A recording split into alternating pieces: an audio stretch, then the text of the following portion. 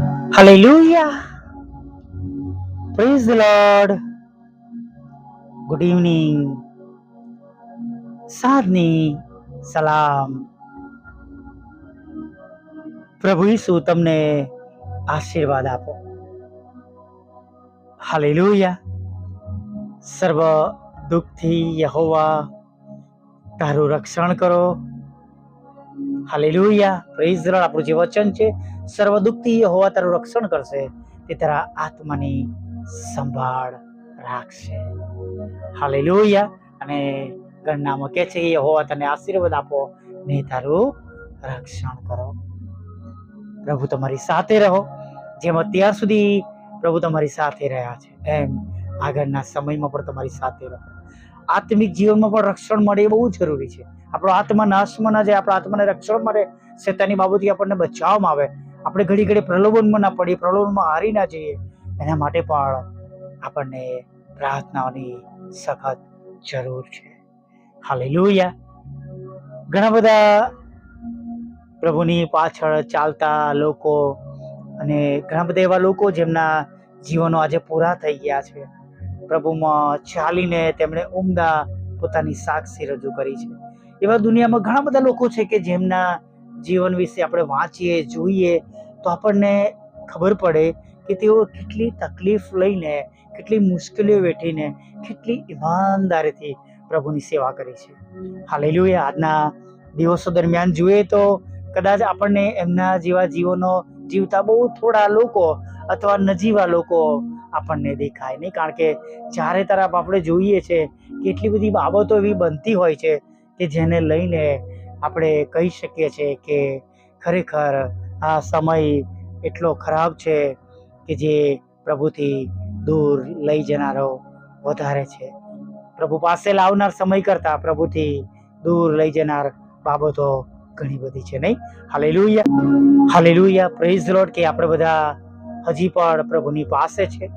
આપણે એવી બાબતોમાં સપડાયા નથી. પ્રભુએ આપણું રક્ષણ કર્યું છે, એના માટે પ્રભુની સ્તુતિ થાવ અને પ્રભુની સ્તુતિ થાવ. હાલેલુયા. મેથોડિસ્ટ ચર્ચના સ્થાપક ને મેથોડિસ્ટ મંડળી કહેવાય.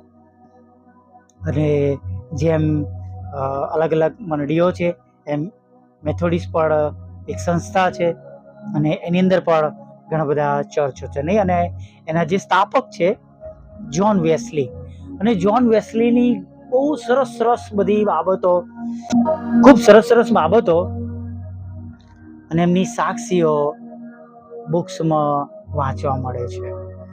અને જ્હોન વેસ્લી જેઓ જે પ્રભુના સેવક હતા, તેમની આવક જ્યારે 30 પાઉન્ડ હતી ત્યારે તેઓ 28 પાઉન્ડમાં પોતાનો નિર્વાહ કરતા હતા અને 2 પાઉન્ડ દાનમાં આપતા હતા.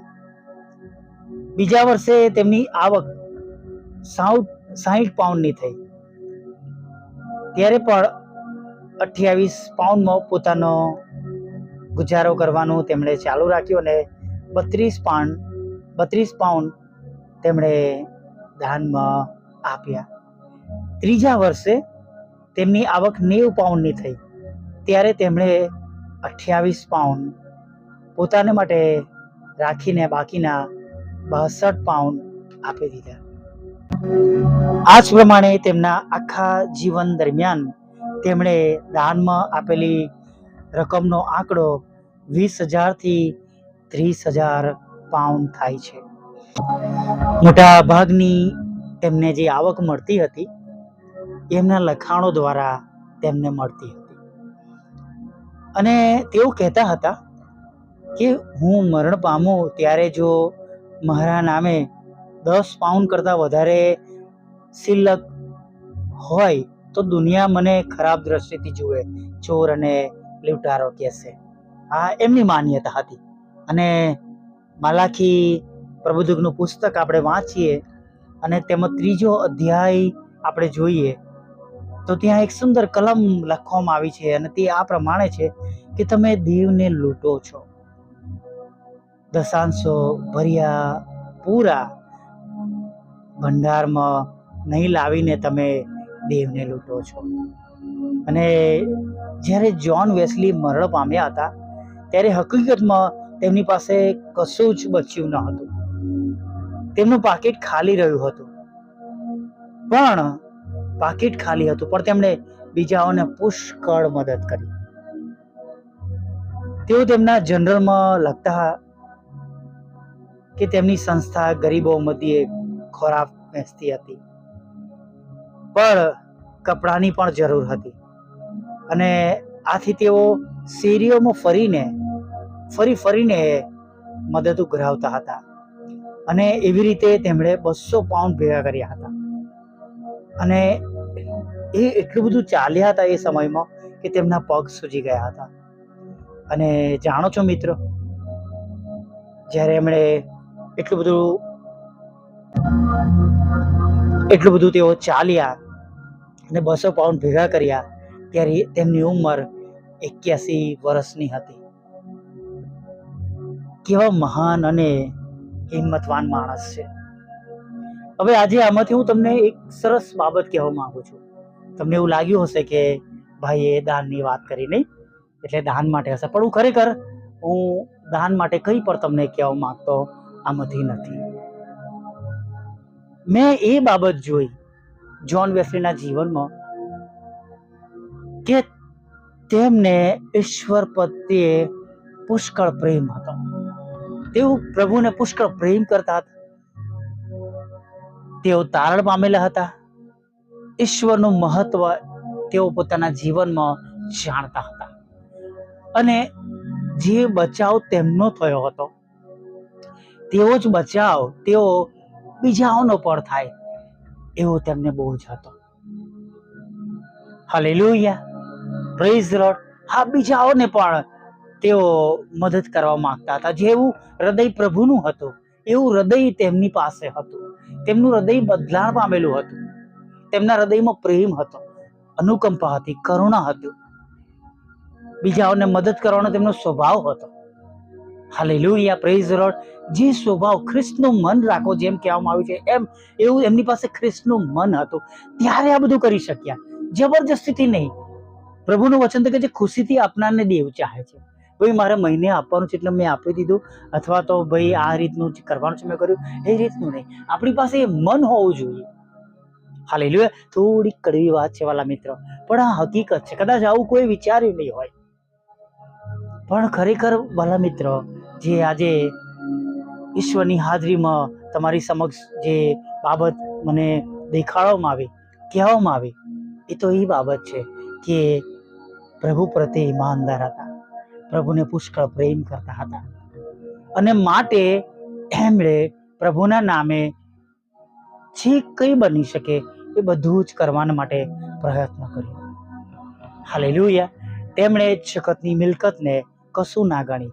ઇબ્રાહીમે તેમના એકના એક દીકરાને ઈશ્વરથી વધારે ગણ્યો નહીં. અને જ્યારે આવો પ્રેમ, આવો વિશ્વાસ અને આ પ્રમાણે આપણે પ્રભુને આપણા જીવનમાં મોખરે રાખીએ છીએ, ત્યારે આપણે આશીર્વાદો પર આશીર્વાદો આપણા જીવનમાં પ્રાપ્ત કરીએ છીએ. હાલેલુયા. અને એવું જરૂરી પણ નથી કે પ્રભુમાં ચાલતા હોઈએ, પ્રભુને માટે ખર્ચાતા હોય અને પ્રભુની સેવા કરતા હોય તો આપણે હંમેશા સુખી હોય, ખુશ હોય જગતની પ્રમાણે. માટે પ્રભુના સેવક સેવિકાઓ તરીકે અથવા પ્રભુના લોહીમાં ખરીદેલા લોકો તરીકે આપણે એવી અપેક્ષાઓ ન રાખીએ કે આવું કરવાથી મને આવું થઈ જશે, આમ થઈ જશે, પેલું થઈ જશે, અથવા મને બહુ જગત પ્રમાણેના આશીર્વાદો મળી જશે. આપણે કહીએ છીએ કે ના, જગતના આશીર્વાદો નહીં, પણ તેમ છતાં પણ આપણે જગતના આશીર્વાદો પ્રાપ્ત કરીએ એના માટે આપણે એના માટે જાણે કે વધારે પ્રયત્ન કરીએ છીએ. જે જગતનો આશીર્વાદ, ઘર, ગાડી, બંગલો, નાણાં, બેંક બેલેન્સ, વૈભવી જીવન, સારા કપડાં, સારું ખાવું પીવું, હરવું ફરવું, પણ માંથી 6 અને 33 જો આપણે તેમના રાજ્યને તથા ન્યાયપણાને શોધીએ છીએ, હાલેલુયા, તો એ બધા વાના આપણને પ્રાપ્ત થાય છે. Hallelujah, praise the lord. આવી નાની પ્રાર્થના સાથે દિવસના અંત ભાગમાં આગળ વધીએ. વાલા પ્રભુ, અમે તમારી સ્તુતિ કરીએ છીએ અને તમારો પુષ્કળ આભાર માનીએ છીએ.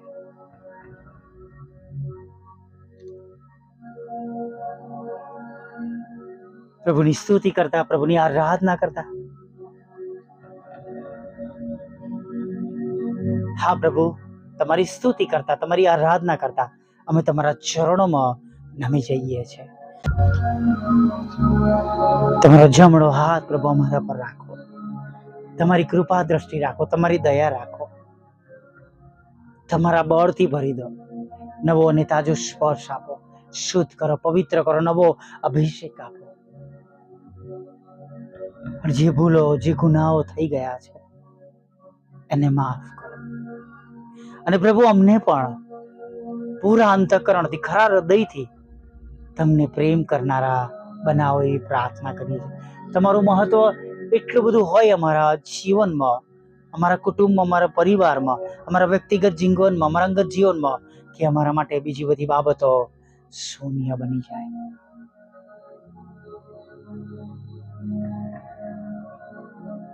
હા પ્રભુઓના પ્રભુ અને રાજાઓના રાજા, બીજી બધી બાબતો અમારા માટે શૂન્ય બની જાય તેવી અમે પ્રાર્થના કરીએ છીએ. અમારા જીવનનો ફક્ત તમારો અને પ્રભુ તમારો જ હક હોય પ્રભુ. અમે તમને મહત્વ આપીને ચાલનારા બનીએ અને પ્રભુ બીજી જગતની બાબતો કરતા તમે અમારા જીવનમાં મહિમા પામો એવી અમે પ્રાર્થના કરીએ છીએ.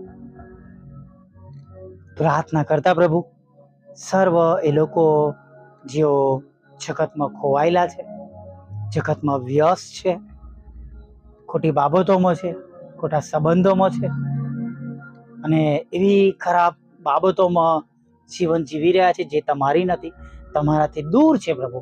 ત્યારે અમે પ્રાર્થના કરીએ છીએ તેઓના જીવનો બદલાઈ જાય પ્રભુ, તમારી ઓળખ મળે, તમારા સેવક સેવિકાઓની પ્રાર્થનાઓ દ્વારા પ્રભુ, વચનો દ્વારા પ્રભુ, ગીતો અને સ્તોત્ર દ્વારા પ્રભુ, એવી અમે પ્રાર્થના કરીએ છીએ. અમે જાણીએ છીએ પ્રભુ તમને કશું પણ અશક્ય નથી, તેમનો નાશ ન થાય અને તેમના પર શૈતાનની જીત ના થાય પ્રભુ, એવી અમે પ્રાર્થના કરીએ. શરીરો પ્રભુ એ તો જીવતા ઈશ્વરનું રહેવાનું સ્થાન છે પ્રભુ, ત્યાંથી એ સર્વ ખરાબ બાબતો, નશાઓ, વ્યસનો નીકળી જાય એવી અમે પ્રાર્થના કરીએ છીએ. પ્રભુ તૂટેલા ઘરને જોડજો, ડિવોર્સને પ્રભુ તમે ખાલી જ કરજો પ્રભુ. અને પ્રભુ સર્વ પ્રકારના રોગોથી પીડાતા લોકોને સાજા કરજો પ્રભુ. મારી સાધની સંગત એ પ્રમાણે થાઓ પ્રભુ, કે જેમ પ્રભુ તમે સાધના સમયે રાતના પોર સુધી પ્રભુ લોકોને સાજા કરતા હતા, તેઓ તમારી પાસે આવતા હતા પ્રભુ. એમ પ્રભુ અત્યારે પ્રભુ અમારી આ નાની પ્રાર્થનામાં પ્રભુ સર્વ પ્રકારના રોગ મનવારથી પીડાતા લોકો સાજા થાય, વિશ્વાસ કરનાર લોકો સાજા થાય, તમારા પર ભરોસો કરનાર લોકો સાજા થાય, મારા પપ્પા પર સંપૂર્ણ સ્વસ્થ બને પ્રભુ. જેમ તમે એમને કેન્સરમાંથી સાજાપણું આપ્યું છે પ્રભુ, એમ પ્રભુ આ જઠરના પ્રશ્નોમાંથી પ્રભુ પિતા સાજા કરો, ખોરાક લઈ શકે, પાણી પી શકે એવું તમે થવા દો પ્રભુ. જેમને વિદેશ જવું છે એમના રસ્તા તમે ખુલ્લા કરો પ્રભુ. દરેકના નોકરી ધંધા રોજગારને તમે આશીર્વાદિત કરો, તેમના આવકના સાધનોને પ્રભુ તમે આશીર્વાદિત કરો, જોબ આપો, જોબમાં આશીર્વાદિત કરો, જોબની મુશ્કેલીઓ દૂર કરો, બિઝનેસને આગળ વધારો, ચશ્માના શોરૂમને પ્રભુ પિતા, કપડાના શોરૂમને પ્રભુ પિતા, અને જે કંઈ તેમના આવકનું સાધન હોય એને આશીર્વાદિત કરો પ્રભુ. તેમના પર મૂકવામાં આવેલા કોર્ટ કેસોને, FIR ને તમે ખાલી જ કરો પ્રભુ, એવી પ્રાર્થના કરીએ છીએ પ્રભુ. લગ્નનો આશીર્વાદ આપજો, બાળક ધનનો આશીર્વાદ આપજો પ્રભુ પિતા. હા પ્રભુ, તમારા બાળકોને જુદી જુદી પરીક્ષાઓમાં તમે પાસ કરજો અને IELTSના બેન્ડ આપજો પ્રભુ પિતા. પ્રભુ જ્યારે તમારી આગળ નમ્યા છે પ્રભુ, ત્યારે પ્રાર્થના કરીએ છીએ માનસિક રોગીઓને, મન બુદ્ધિના લોકોને, વિકલાંગોને પણ સાજા કરો પ્રભુ. સાથે પ્રભુ જેઓ દુઃખી લોકો છે, દુઃખી મનના છે, વિધવા બહેનો છે, વિધુરો છે, અનાથો છે, તેઓની તમે મુલાકાત લેજો ને તેમનું દુઃખ દૂર કરજો. દરેક આંખ જેમાંથી આંસુઓ સરી રહ્યા છે પ્રભુ, તે આંસુઓને તમે આનંદમાં બદલી નાખજો તેવી પ્રાર્થના કરીએ છીએ પ્રભુ. અમારી નાની મિનિસ્ટ્રીને પણ તમે આશીર્વાદ આપો, મિનિસ્ટ્રીની ટીમને આશીર્વાદ આપો, જેઓ સાંભળે છે બીજાને મોકલે છે તેમને બમણા આશીર્વાદથી તમે ભરી દો રાજા પ્રભુ.